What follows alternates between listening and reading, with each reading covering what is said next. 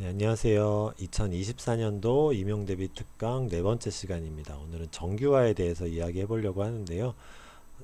대단히 출제 빈도가 높은 단원임에도 불구하고 그렇게 내용이 어렵거나 많지 않기 때문에 가성비 좋은 주제라고 생각을 합니다. 작년에 한번 안 나왔기 때문에 한번 쉬어줬어요. 올해 나올 가능성이 더 높다고 생각이 돼서 가져와 봤습니다. 네, 그럼 같이 한번 보겠습니다. 먼저 관련 용어 정리해보고 시작하겠습니다. 정규화가 무엇이냐? 데이터베이스를 설계를 하는데 이렇게 노멀하게 설계를 하겠다는 거예요. 뭔가 이상하게 설계하지 말자는 거죠. 데이터를 이상하게 설계하면은 데이터의 중복 이상 현상이 발생합니다. 데이터의 중복 무슨 얘기냐? 이렇게 데이터를 한번 예를 들어 볼까요? 01번 이게 학번이에요. 01번 학생 이름이 A고 02번 학생이 B입니다. 03번은 C, 04번은 D 이렇게 학생들이 있어요. 근데 담당 교수를 정한다고 볼게요. 담당 교수는 101번 교수한테 이제 배정이 되고요. 그 다음에 B 학생은 102번, C 학생은 다시 101번, 또 101번 이렇게 배정이 된다고 볼게요. 근데 이 교수 정보를 여기다 이제 같이 저장하는 거예요. 101번 교수의 이름은 C다. 102번 교수의 이름은 D다. C 이렇게 저장이 되겠죠. 자, 이렇게 봤을 때 101번 교수의 이름이 C라는 이 정보가 여기 세 번 중복이 됐죠. 이렇게 세 번 중복할 필요가 없다는 거죠. 자, 이런 현상들을 막는 게 정규화의 목적이 되겠습니다. 정규화가 잘 안 되면은 그런 정규화가 안 된 테이블 데이터베이스에 대해서는 이런 이상 현상들이 발생을 해요. 삭제, 삽입, 갱신 이런 것들을 막아야 되는데 이 현상이 무엇인지 일단 알아야겠죠. 그래야지 이제 예방도 할 수 있을 테니까요. 자, 그럼 한번 알아보겠습니다. 삭제 이상이 뭔지 보겠습니다. 데이터를 이렇게 저장을 했을 때 이 2번 학생 B라는 2번 학생이 데이터가 삭제된다고 볼게요. 이제 학교를 그만두기 때문에 이 학생은 이제 그만둡니다. 여기가 삭제가 되면은 이 B 학생에 대한 정보만 삭제가 돼야 되는데 102번 D 교수에 대한 정보도 같이 삭제가 됩니다. 데이터베이스를 이렇게 설계했다가는 학생과 교수 정보가 어느 한쪽만 삭제를 하더라도 뭐 이상해지죠. 남은 다른 사람 데이터까지 영향을 미치니까. 자, 그래서 이 삭제 이상이 이런 식으로 중복된 데이터가 이렇게 하나밖에 없을 때, 이 D 교수에 대해서 이런 경우에 학생을 삭제했는데 교수까지 삭제된다. 이게 삭제 이상이 되겠고요. 자, 그 다음에 삽입 이상을 보겠습니다. 자, 삽입 이상은 이제 E라는 교수가 이제 새로 왔어요. E라는 교수가 와서 여기 데이터를 넣고 싶은데 아직 담당 학생이 없습니다. 지도하고 있는 학생이 없어요. 그러면은 여기에 데이터를 넣어야 되는데 이 테이블은 여기 학생, 여기가 키입니다. 학생의 번호가 키예요. 학생 위주로 만들어진 테이블이에요. 그래서 담당 학생이 없으면 여기다가 삽입을 할 수가 없어요. 그게 삽입 이상입니다. 자, 그 다음에 갱신 이상입니다. 갱신 이상은 자, 여기 101번 C 교수 볼까요? 101번 교수가 이름이 C라는 정보가 있는데 이름을 바꿨어요. C''으로 바꿨다고 해볼게요. 자, 그러면은 여기도 업데이트 해야 되고요. 여기도 업데이트를 해야 됩니다.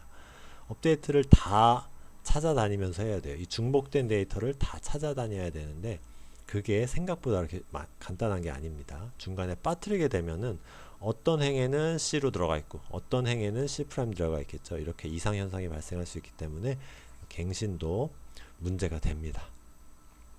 네, 이런 이상 현상들, 그 다음에 데이터의 중복을 막기 위해서 우리는 정규화를 하게 됩니다. 네, 자, 그 다음 용어로 넘어갈게요. 자, 함수 종속입니다. 자, 종속, 함수. 자, 이런 용어들이 나오는데 함수라는 거는 수학 시간에도 배웠지만 x에서 y, 자, 이런 거 이제 함수라고 그러죠. x의 값에 따라서 이제 y가 바뀌는 겁니다. 데이터베이스에서의 함수 종속이라고 하면은 예를 들어서 학번이 정해지면 학번을 이제 키로 뒀어요. 학번이 정해지면 이름은 자동으로 따라오는 거죠. 학번이 같은데 둘 다 1번 학번인데 이름이 얘는 A고 얘는 B고 이런 경우는 있을 수가 없죠. 키가 정해지면 그거에 대한 데이터는 오로지 하나만 가져야 됩니다. 그래서 이런 관계, 학번이 정해지면 이름이 정해지는 이런 함수 관계를 함수 종속이라고 하고요. 이름은 이제 학번에 종속되는 거죠. 그래서 결정자, 종속자라는 말도 여기서 다 볼 수가 있습니다. 결정자는 학번이 되는 거고요. 학번이 이름을 결정하고 있으니까요. 학번이 결정되면 이름을 알 수 있습니다. 이름이라는 건 학번에 따라가는 거죠. 학번이 어떻게 되느냐에 따라서 이름은 따라갈 뿐입니다. 그래서 종속자라고 합니다. 그래서 이렇게 화살표 관계가 되고 여기 A, B 이렇게 되면 요 A가 결정자, B가 종속자가 되겠습니다. 그다음 마지막으로 무손실 분해입니다. 데이터베이스를 정규화하다 보면 테이블이 이렇게 하나의 테이블이 있는데 이거를 정규화하면 이렇게 테이블이 이렇게 두 개로 나뉠 수가 있어요. 이렇게 정규화가 됐는데 이 정규화된 데이터에 이 원래 있던 이 테이블, 정규화하기 전에 이 테이블에 있던 데이터가 사라지면 안 되거든요. 손실되면 안 돼요. 여러 개의 데이터가 쌓여 있는데 분해하고 났더니 여기는 요 한 줄, 얘는 없어졌네. 여기서 찾을 수가 없는 거죠. 이렇게 되면 안 된다는 거예요. 손실이 없어야 됩니다. 무손실 분해를 해야 된다 라는 이야기입니다. 자, 그러면은 용어는 간단하게 알아봤고요. 실제로 정규화를 어떻게 하게 되는지 실제 데이터를 가지고 한번 알아보겠습니다. 자, 정규화는 저기 제일 정규형이라고 이제 해놨는데 1NF라고 합니다. 그래서 2NF, 3NF, 자, 그 다음에 BCNF. 자, 이렇게 네 단계를 오늘 공부를 할 겁니다. 이 뒤에 4NF 이렇게 더 고급 정규형이 있게 되는데 4NF 이상으로 이거는 지금까지 출제된 적도 없고 현실적으로 많이 사용되지 않기 때문에 여기까지만 다뤄보도록 하겠습니다. 그럼 제1정규형이 뭔지 보겠습니다. 이 1정규형부터 BCNF까지는 이렇게 밑으로 이렇게 내려갈수록 단계가 높아집니다. 제일 간단한 정규화가 되겠고요. 1NF가. 그 다음에 BCNF 쪽으로 갈수록 조금 더 복잡하고 특수한 경우가 되겠습니다. 그래서 데이터베이스를 정규화한다는 거는 이 밑에서부터 순서대로 이렇게 간다고 보시면 돼요. 여기 제일 기본적인 정규화가 1정규형이라고 1정규형으로 만드는 1정규화라고 보시면 되겠습니다. 자, 1정규형이 뭐냐면은 모든 속성이 원자값이어야 된다는 거예요. 자, 속성이라는 건 여기 데이터베이스에 요 컬럼 하나를 말하는 거죠. 자, 요 하나에 있는 요 값이 원자값이어야 되는데 원자라는 거는 우리 과학 시간에 다들 뭐 많이 배우셔서 아시겠지만 더 이상 쪼갤 수 없는 거잖아요.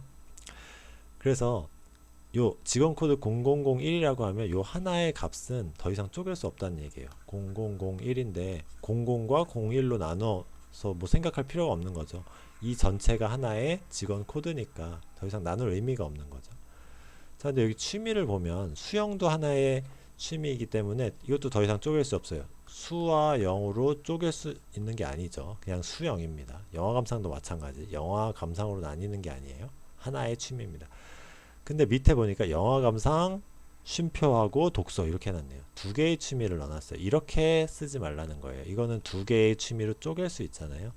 이렇게 쓰지 말고 다 하나로 나눌 수 없을 만큼 나눈 다음에 그거를 하나의 속성에다 넣어라. 영화 감상 하나 넣고 독서는 또 따로 하나 넣고 이렇게 쓰란 얘기입니다. 이걸 이렇게 안 쓰게 되면은 이렇게 영화 감상 컴마 독서하면 실제로 이걸 가지고 프로그램을 만든다고 했을 때 취미를 이렇게 두 개로 나눠서 보여주고 싶잖아요. 그러면 중간에 이렇게 컴마를 찾아서 이렇게 나눠주는 작업을 해야 돼요.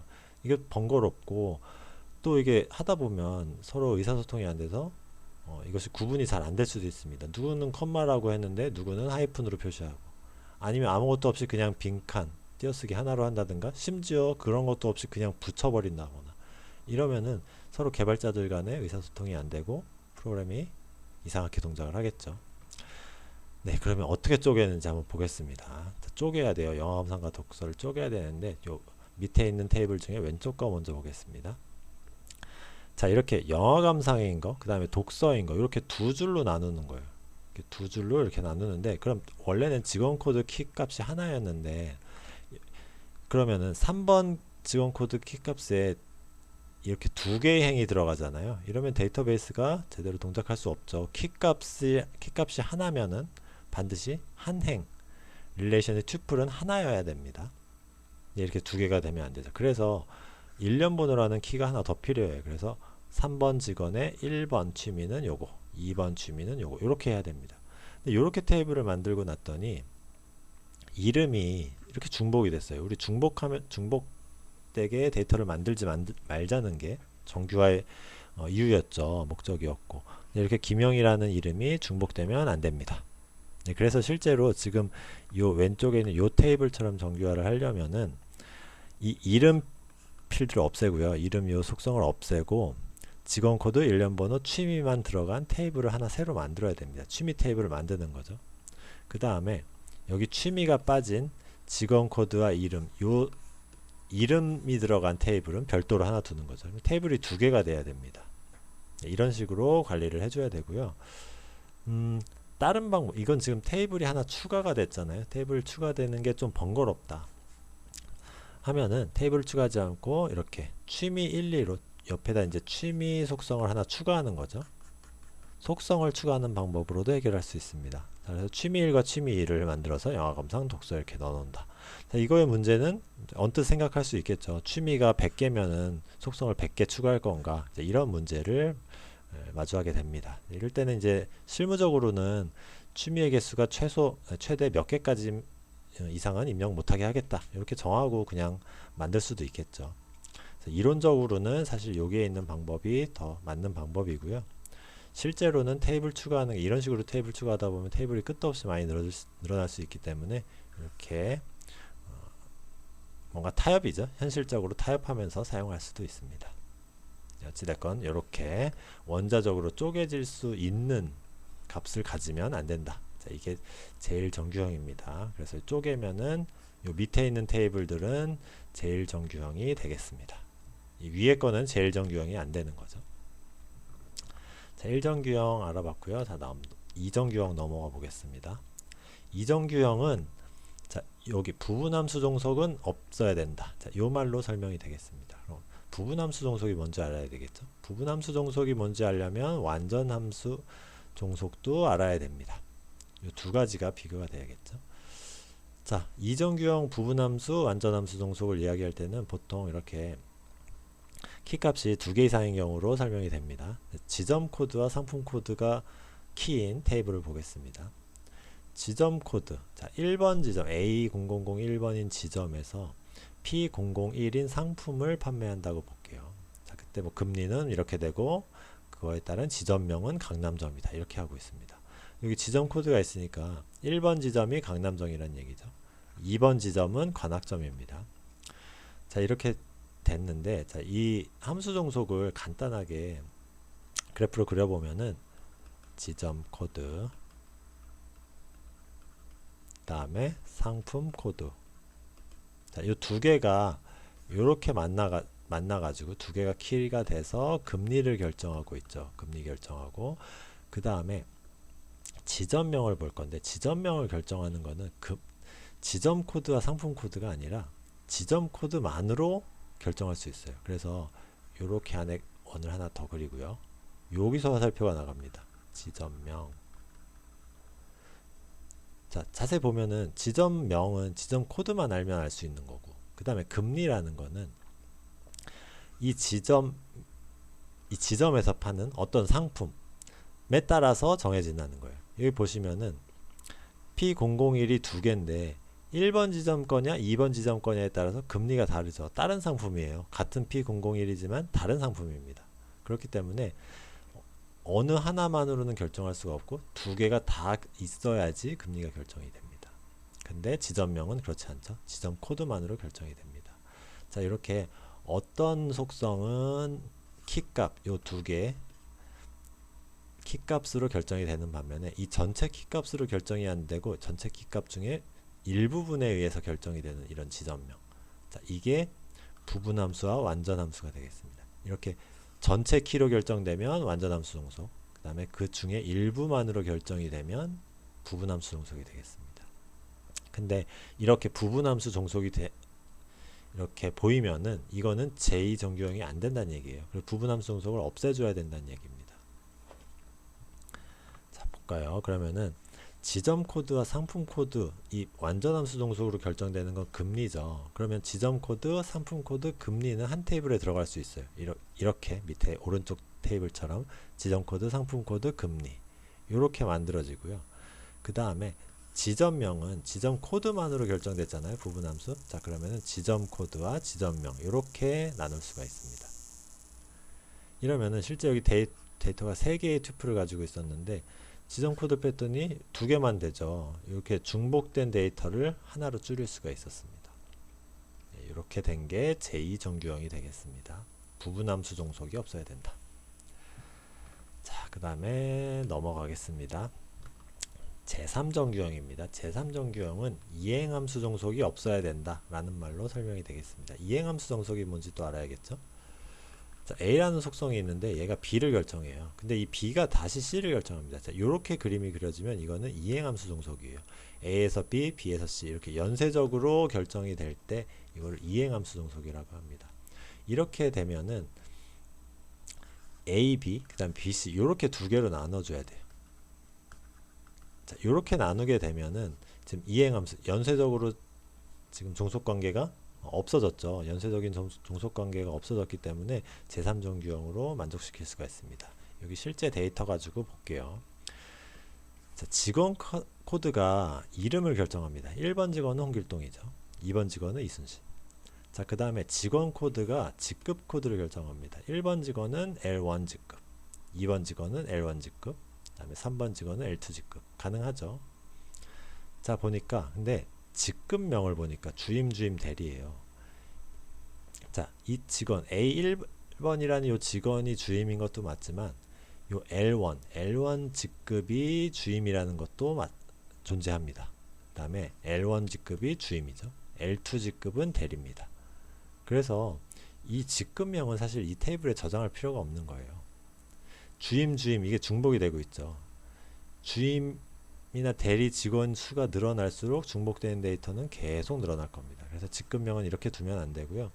지금 직원 코드, 직급 코드, 그 다음에 직급명 이렇게 이행함수 종속이 생기고 있죠. 그래서 요 관계를 쪼개야 됩니다. 그래서 직원 코드가 있고 직급 코드가 있는 요 관계가 있는 테이블 하나, 이름도 직급 코드로 결정이 되니까 같이 들어갑니다. 요 테이블 하나, 그 다음에 직급 코드가 직급명을 결정하는 요 테이블 하나, 이렇게 얘랑 얘 두 개 테이블로 나누는 게 제3정규형이 되겠습니다. 자, 이행함수 종속은 뭐 이렇게 어렵지는 않을 것 같아요. 이해하기에 그냥 직관적이죠. A에서 B, B에서 C 이렇게 되면은 B에서 C 결정하는 거 따로 빼내라는 얘기입니다. 직급 코드가 직급명 결정하니까 직급명 여기 두지 말고 테이블 따로 하나 빼면 된다. 직원이 10,000명이면 직급명만 10,000개잖아요. 이렇게 데이터 중복하지 말고 이렇게 직급 수만큼만 데이터 저장할 수 있게 따로 빼란 이야기가 되겠습니다. 제3정규형도 이렇게 간단하게 알아봤고요. 마지막으로 보이스 코드 정규형 BCNF라고 합니다. BCNF에 대해서 알아보겠습니다. BCNF는 모든 결정자는 후보키라는 말로 설명이 됩니다. 자, 이게 무슨 말이냐면은 결정자라는 거는 A, B. 자, 이렇게 하면 이 A가 결정자잖아요. A가 결정되면 자, B를 알 수 있다. B가 결정이 된다. 라는 이야기입니다. 자, 이 A는 후보키여야만 돼요. 근데 후보키가 아니면서 무언가를 결정하면 안 된다는 얘기입니다. 아까 제3정규형 만들 때 자, 이런 거 기억나시죠? 이런 모양, 이행함수 종속된 모양입니다. 자, 여기서 B는 결정자인데 C를 결정하고 있죠. 후보키가 아니었죠. 후보키는 지금 A였습니다. 그래서 이것이 이행함수 종속에도 적용이 돼요. 그래서 이 모양은 B가 지금 후보키가 아님에도 불구하고 결정하고 있으니까 보이스 코드 정규형이 안 됩니다. 네. 근데 3정규형이 안 되니까 보이스 코드 정규형이 안 되는 건 당연한 건데 이 순서가 있으니까요. 1, 2, 3 그다음에 BCNF. 그래서 요게 안 되면 이건 당연히 안 되는 거죠. 요 낮은 단계에서 높은 단계로 가니까. 그렇기는 한데 요 모든 결정자는 후보키가 아니라는 요 말을 여기서 이해하고 갈 수가 있어요. B라는 건 C를 결정하고 있는데 결정자인데 후보키가 아니잖아요. 그래서 이렇게 되면 보이스 코드 정규형이 안 된다는 이야기입니다. 근데 이거는 지금 이미 3정규형에서 안 된다는 걸 알았기 때문에 우리는 지금 무엇이 궁금하냐 하면은 3NF이면서 3NF인데 근데 BCNF는 안 되는 요런 경우가 좀 궁금해요. 이게 둘 다 안 되면 3정규형이 아니니까 여기까지 올 필요도 없거든요. 그래서 그건 당연히 관심이 없고 3NF에서 보면 되는 거고요. 지금은 3NF가 되는데 그 다음에 BCNF는 아닌 경우, 자, 요 경우를 지금 예시로 한번 보겠습니다. 자, 지점 코드, 상품 코드, 판매 직원이 있습니다. 자, 어떤 지점, 1번 지점에서 상품 코드 P1이라는 상품을 팔아요. 자, 파는데 그 판매 담당 직원이 1번 직원입니다. 이런 데이터가 있다고 볼게요. 자, 같은 1번 지점에서 2번 상품을 팝니다. 그거는 마찬가지로 1번 직원이 팔고 있어요. 1번 직원이 두 개의 상품을 지금 1번 지점에서 담당하고 있는 거죠. 자, 근데 2번 지점으로 왔더니 이번에는 P1번 상품을 2번 직원이 담당을 합니다. 그 다음에 3번이라는 상품을 요 2번 지점에서는 3번 직원이 판매를 해요. 자, 이 데이터를 보면은 판매 직원을 결정하려면 지점 코드와 상품 코드 둘 다 있어야 된다는 걸 알 수가 있어요. 지점 코드 하나만 있으면은, 자, 1번 직원 이렇게 두 개가 있는데 판매 직원이 같죠. 근데 밑을 보면은 2번 직원 같은데 판매 직원이 달라요. 그래서 이 위에 이 두 개의 데이터만 봐서는 잘 모르겠지만 이 밑에 두 개의 데이터를 봐서는 지점 코드에서 판매 직원 결정이 안 된다라는 걸 알 수 있습니다. 같은 2번인데 판매 직원 다르잖아요. 안 돼. 지점 코드만으로는 안 돼요. 자, 그럼 상품 코드를 볼까요? 1번 상품 이렇게 두 개가 있습니다. 근데 판매 직원이 달라요. 그럼 상품 코드만으로 판매 직원 결정하는 것도 안 됩니다. 그래서 이 테이블은 지점 코드와 상품 코드 두 개가 다 있어야지 판매 직원을 결정할 수 있다는 걸 알 수 있습니다. 이 두 개가 이제 후보 키가 되는 거예요. 키가 되니까 그 키 중에 키가 될 수 있는 후보 키가 되는 거죠. 후보 키는 여러 개 있지만 그 중에서 하나 프라이머리 키, 주키가 이제 결정이 되죠. 그래서 지금은 이제 하나밖에, 어차피 후보 키가 하나밖에 없지만은 어쨌든 이 두 개의 지점 코드, 상품 코드가 키가 됩니다. 네, 키가 됐어요, 일단. 자, 그러면은 지점 코드, 상품 코드가 두 개의 키가 이렇게 판매 직원을 결정한다는 걸 이제 우리는 알았죠. 자, 근데 여기서 끝나는 게 아니라 아까 이행함수 종속은 이런 관계였잖아요. 얘가 키고 그 다음에 이제 B가 C를 결정하는 관계인데 판매 여기서 나가는 화살표를 보니까 없어요. 더 이상 속성이 없죠. 그러니까 이 관계를 찾을 수 없어서 3NF에는 문제가 없어요. 근데 이 판매 직원이 결정하는 게 무언가를 봤더니 잘 보면은 판매 직원은 반드시 어떤 지점에 속하게 됩니다. 그래서 판매 직원이라는 거는 어떤 직원은 어떤 지점에 속해요. 자, 1번 직원은 1번 지점에 속하고요. 2번 직원은 2번 지점에 속합니다. 3번 직원도 2번 지점에 속하네요. 2번 지점에 사원이 이제 2명 있는 거죠. 이 경우에는. 그래서 판매 직원이 지점 코드를 결정합니다. 이렇게. 그림이 조금 지저분하니까 다시 한번 그려볼까요? 지점 코드, 그 다음에 상품 코드. 자, 요 두 개가 판매 직원을 결정합니다. 자, 근데 이 판매 직원이 다시 지점 코드를 이렇게 결정하고 있어요. 자, 여기 다시 읽어볼까요? 모든 결정자는 후보 키여야 됩니다. 자, 판매 직원이 지점 코드를 결정하니까 이 판매 직원이 지금 결정자죠. 결정자임에도 불구하고 얘는 후보 키는 아니에요. 왜냐하면 판매 직원이 지점 코드를 결정했지만 상품 코드에는 영향을 미칠 수가 없거든요. 판매 직원이 상품 코드를 결정하지 못하죠. 1번인데 1번, 2번으로 나뉘죠. 이 결정 관계가 없기 때문에 이 상품 코드를 결정할 수 있는 방법이 없어요. 그렇기 때문에 이 판매 직원은 후보 키는 아닙니다. 결정자죠. 근데 결정자인데 후보 키는 아니에요. 그래서 이 문장을 성립시킬 수가 없어요. 자, 이런 경우에는 BCNF가 아니기 때문에 해결을 해줘야 된다라는 게 되겠습니다. 자, 해결을 해보죠. 그럼 이제 테이블을 분해를 해야 되는데 이 판매 직원이 지점 코드를 결정하는 것은 굉장히 명확해요. 몇 번 직원이 몇 번 지점에 속한다. 명확하죠. 자, 여기를 보겠습니다. 판매 직원이 어디 지점에 속한다가 이렇게 결정이 됩니다. 1번 직원은 여기, 2번 직원은 여기, 3번 직원은 여기.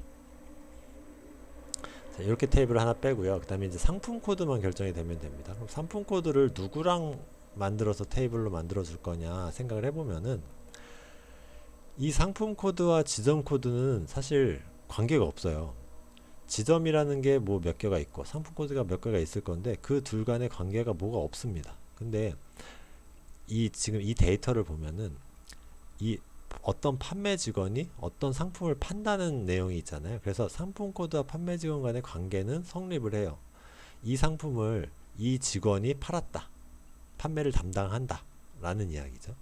자, 그럼 데이터를 이렇게 만들 수 있습니다. 상품 코드와 판매 직원으로. 자, 1번 상품은 1번 직원 담당. 2번 상품은 1번 직원 담당. 그다음에 다시 1번 상품은 2번 직원 담당. 자, 이렇게 됐는데, 자, 자세히 보면은 여기 1번 상품이 있고 여기 1번 상품이 있죠.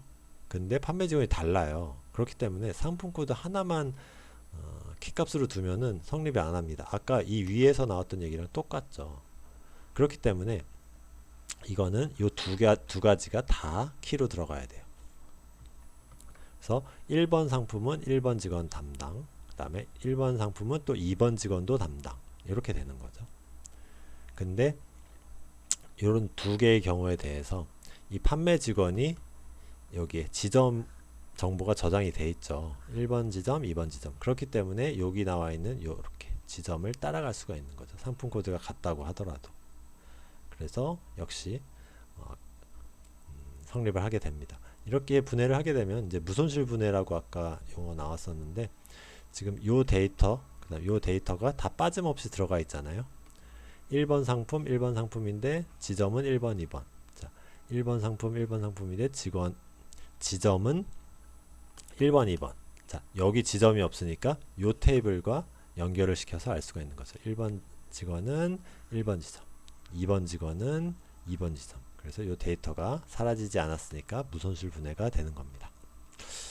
이렇게 개념적으로 좀 설명을 해드렸는데, 이 정규형 문제는 문제를 좀 더 많이 풀어보는 게 중요할 것 같아요. 그래서 다양한 데이터들 테이블 그려놓고 그걸 통해서 문제 풀어보는 연습이 필요한데, 이거는 나중에 다시 제가 다양한 문제를 좀 준비를 해서 다른 강의를 준비해 보도록 하겠습니다. 그래서 뭐 나중에 모의고사 문제라고 할까요? 뭐 이렇게 좀 몇 개 문제 만들어 가지고 소개할 수 있는 시간 갖도록 하겠습니다. 오늘 개념적인 설명은 여기까지만 하도록 하겠습니다. 네, 감사합니다.